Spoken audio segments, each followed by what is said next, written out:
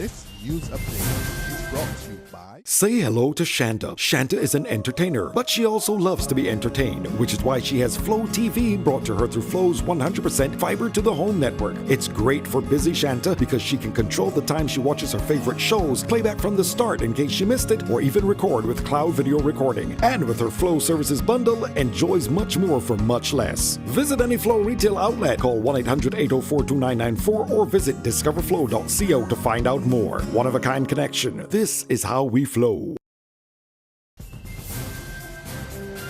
It's Tuesday, May 17, and time for the Barbados Today evening update. Thanks for joining us. I am Fernella Wedderburn. The caregiver seen abusing an elderly woman in the disturbing video making the rounds on social media has been fired. Word of this from Pamela Hill, the owner of the Roseville Home for the Elderly, located in Durance, Christchurch, who also revealed that another employee, a cook, who was present and did not intervene, was also dismissed. Hill tells Barbados Today that she took the action immediately after the incident was brought to her attention. I do not tolerate that. To me, that is a no-no, a big, big no-no. So I will not say that and sweep that kind of thing under the carpet. The other thing to do with it too, that it also alerts other homeowners as to the things that can go on in your nursing home when you are not there. So it not only protects me, it's going to be for everybody. And I'm going to be a strong advocate now that I know this happened in my nursing home and I put my all into my nursing home. I'm here 24/7 and still this here going on. So it goes to show you that no matter what you do, there's somebody out there that belongs to the devil that works in nursing homes, and you have to stamp it out. And you can only stamp it out if you take the necessary steps. And that is what I'm going to do. I'm going to take it all the way, honey. I don't care, because if you do something, you should be punished. And to the elderly, I think it is total abuse. I don't stand for it no way, no how, no form, no fashion.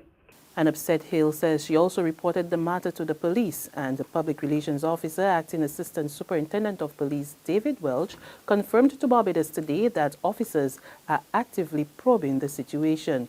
Meantime, Social Care Minister Steve Blackett and Senator Reverend David Durant have also condemned the actions of the caregivers. Reverend Durant tells Barbados Today the perpetrators must be brought to justice. We have to take a stand, and we just cannot speak about this thing and see these things and turn a blind eye. And we cannot just have a talk shop about it. We have to, we got to have action. We got to have action behind our talk. And something has to be done to make an example of some people who are abusing the elderly in this island. It's very inhumane. Okay. They do not treat a human like this. They need to be brought before the law court. It's elder abuse. In other news, a 23-year-old St. Thomas man has been charged with the unlawful possession of a firearm and ammunition. Stefan Jail Kevon Lemon of Sturgis Welchman Hall was arrested after police stopped a vehicle in which he was a passenger while conducting traffic checks along Cane Garden Road. He was searched and a Beretta handgun and 11 rounds of ammunition were discovered in his pants pocket. Some news from Parliament now. Prime Minister Frondell Stewart says the plan to introduce fingerprinting at the island's ports of entry is under review. He made the announcement during debate on the Immigration Amendment Bill in Parliament this afternoon.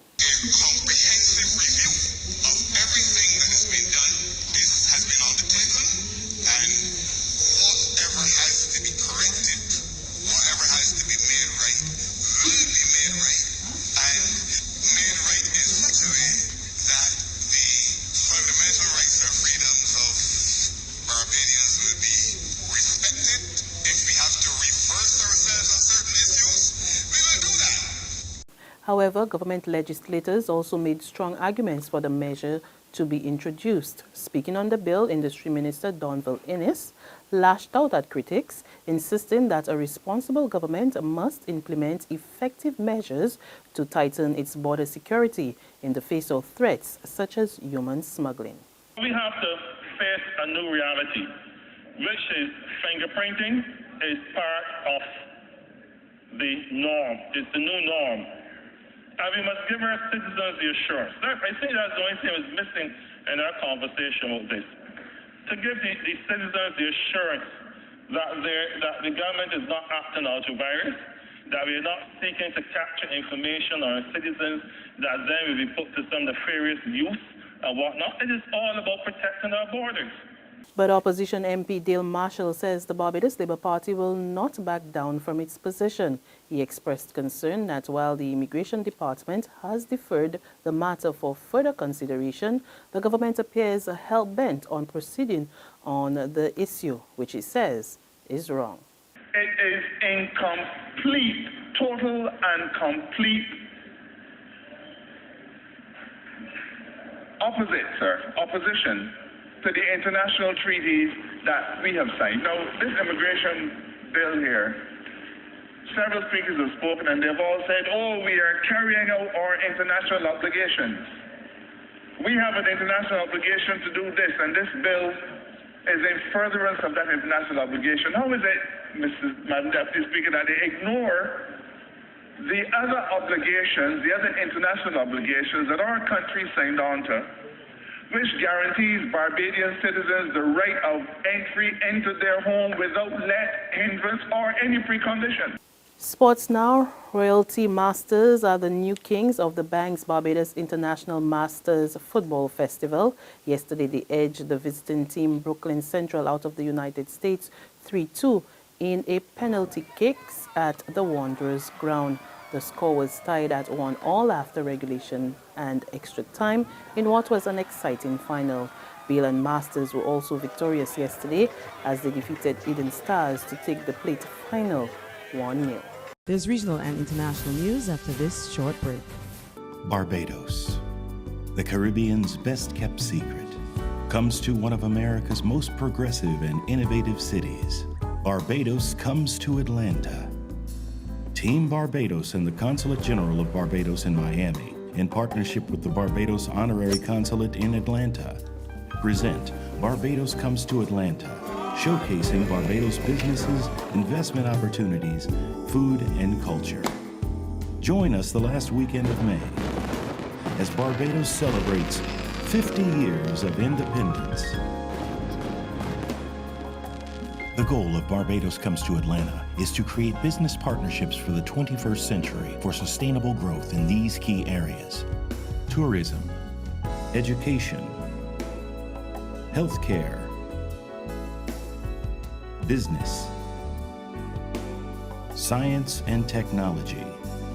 Some of the brightest young minds of Atlanta are developing proposals for these key areas.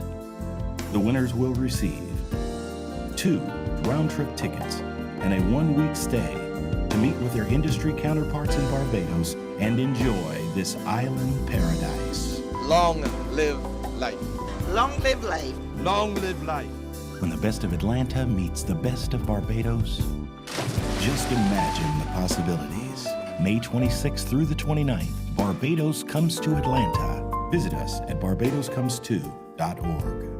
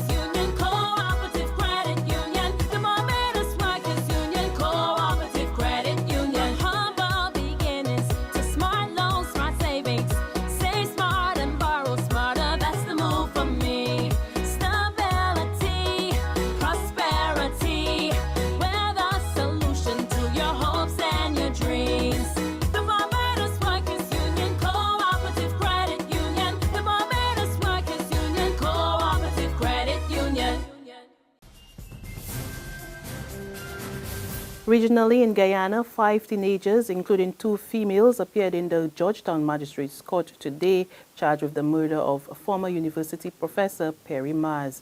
The professor's body was found tied up in his home last Thursday. The teenagers were brought to the court under heavy police security, and the courtroom was emptied with the exception of the attorneys and the prosecution involved in the case. On the international front, a bill that will allow the families of 9/11 victims to sue the Saudi government has passed a key hurdle in the U.S. Senate. The Justice Against Sponsors of Terrorism Act now moves to the House of Representatives, but President Barack Obama says he'll veto the bill. However, a Democratic senator is confident he'd be overruled. Saudi Arabia, which denies any involvement in the 2001 attack on the World Trade Center and the Pentagon, has threatened to sell its U.S. bonds, but the senators dismiss the threats as hollow. And that's news and sports. But for the very latest, visit our website, www.barbadostoday.pb. Also, subscribe to our e-paper, email updates, and like us on Facebook. You can also catch us on Izubi Media in bus terminals or screenplay at supermarkets and gas stations near you, as well as Channel 99 on Flow TV and the Mix 96.9 FM. I'm Fernella Wedderburn. Good evening.